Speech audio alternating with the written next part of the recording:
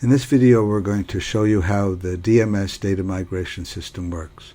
We're going to go through all 15 of these steps, one at a time, so that you can see how the whole process works. So the first step is to view the parts that will be input.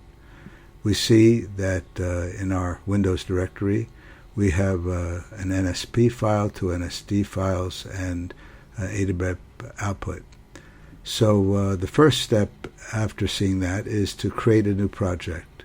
So we go into DMS and we say we want a new project. So we're going to fill in the fields. So we're going to be calling this project main proj, and its description is that it's a demo of DMS. And now the original OS that the data came from is ZOS, and we're going to have the output go so that it can run on Linux. Of course, it could also run on ZOS or even Windows. The ADABAS version is 7.4, and we're going to be using PostgreSQL. We could use DB2 or Oracle. The database version of is 11. This is the project owner, that's me, and this is the home directory where on Linux where we're going to be working. Okay, that we now have defined that as a project. So we now exit, and we're going to now see if that worked. We're going to list the various projects, and we can see here it is. Main proj is one of the projects in our system.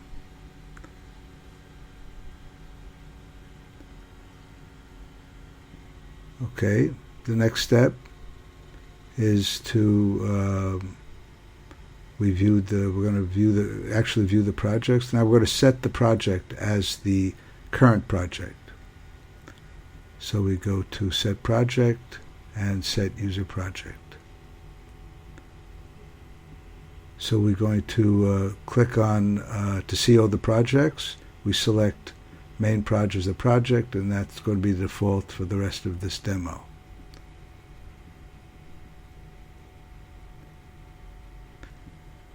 So the next step is we're going to import the FDTS, and that's going to come from the ADABAS output that was output from the mainframe. Let's look at what that output looks like. There was a job that was run, ADABAS output, and it has all the information, a lot of the information that we're going to need, especially the information for the FDTs.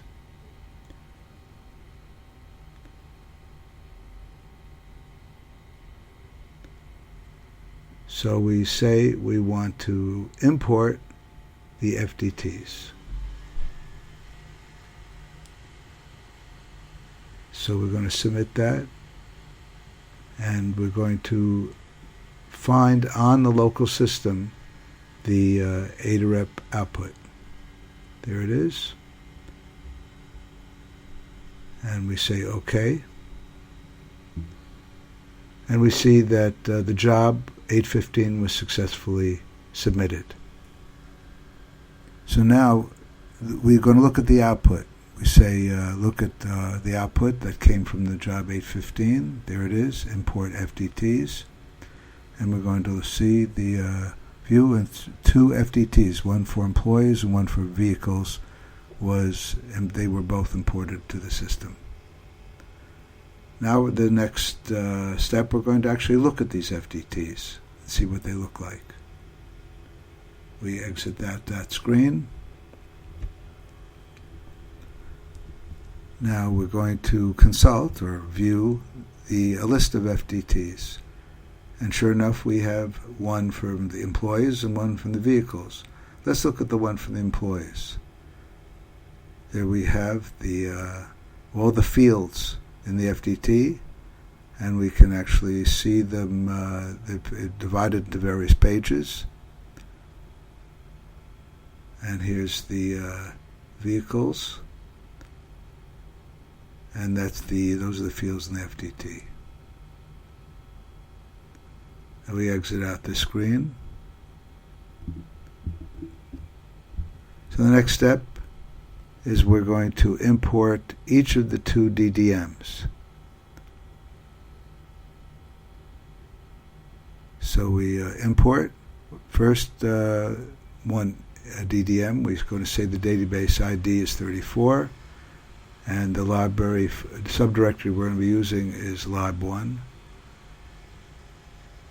So we're going to first locate on our Windows local system the employees NSD. It's really a DDM. And we say OK. And we see job 816 was submitted. Now we're going to look at the output. Oh no, before we look at the output, we're going to import the second DDM.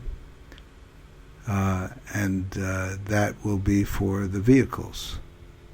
We choose go to the file system, go to check the vehicles, and say OK. And we'll see that job 817 was submitted.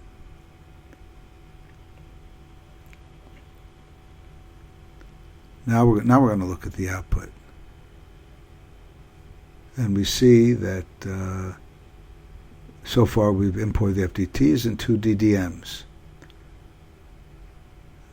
And we're going to look at the output, and sure enough, that's the job that imported the employees, and the second one was for the vehicle. So far we've created a project, imported the FDT information and the two DDMs. The next step is to create logical files from the information that we just imported. So we say DMS. We're going to before that, look at the DDMs. And there's one for employees and one for vehicles. Okay, there's the information for the DDMs. We actually see the different pages, all different files, all different fields. And the next one is for the vehicles. And it's divided into two pages. Okay, so we verified that we've looked at the FDTs and the DDMs. Next step, now we're going to create the logical files. So we say model, wizard for project, that really is going to, they said that creates job 818. Let's go take a look to see the user executions is what happened. So creates logical files for each FDT for the project. Let's view it, and sure enough, that was successful.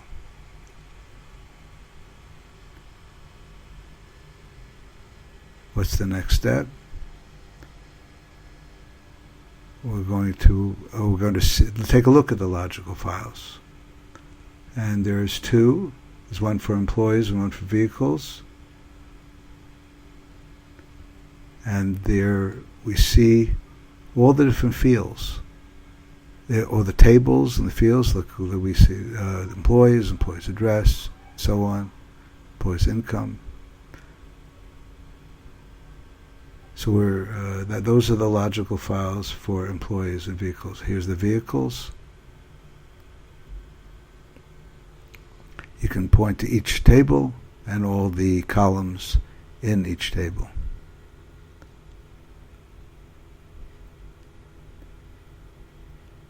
Okay. So we're going to exit out of that screen. What's the next step? We're going to generate the table catalog.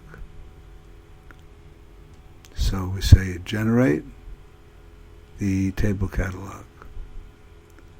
We submit that job. We see that job 819 is submitted. Let's go see what the results of that output is.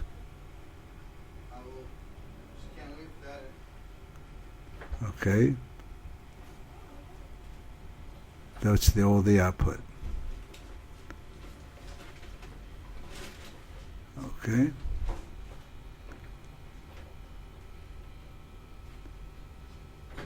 So the next step is to look at the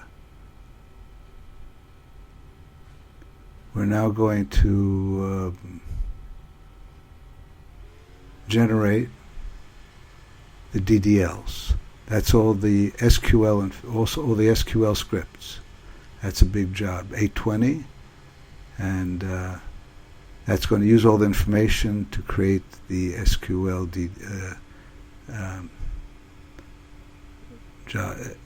scripts. Let's see what was created.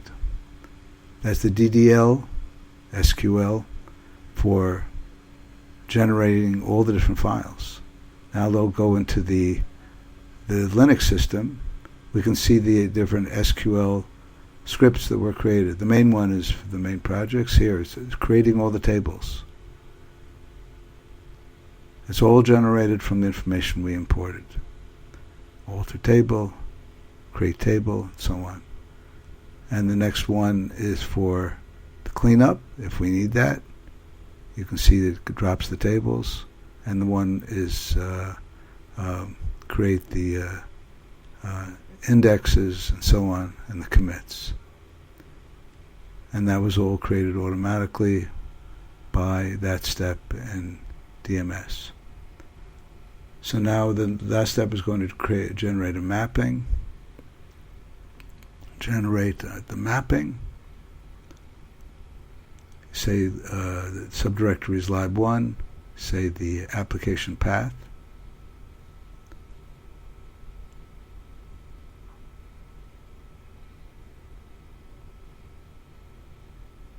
Okay, main proj. We submit it. It submits job 821, and we're going to see what the result is. It says generate the mapping for the project, and we're going to, sure enough, everything was successful.